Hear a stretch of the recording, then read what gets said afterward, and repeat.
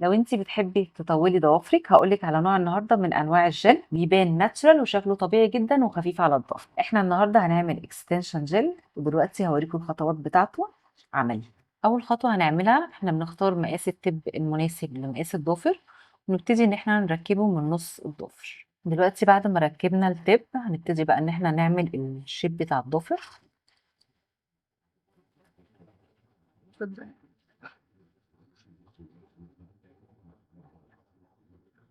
هي العميله معانا عايزاه يبقى راوند مدور.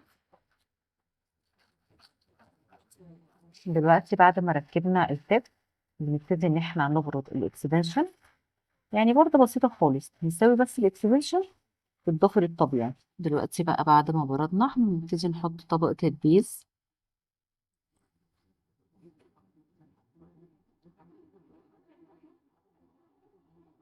بعد كده هتدخل ايديها جوه اليو في. بعد بقى ما حطينا البيز بنحط طبقة التريتمنت.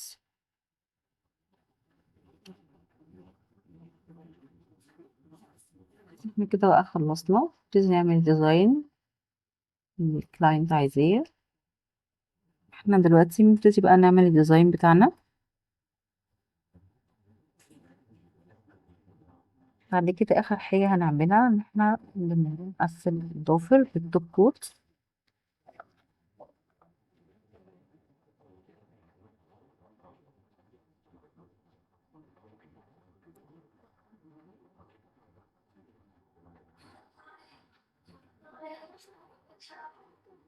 احنا كده خلاص خلصنا، نحط بس اويل عشان نرطب الجلد مطرح ما بردنا.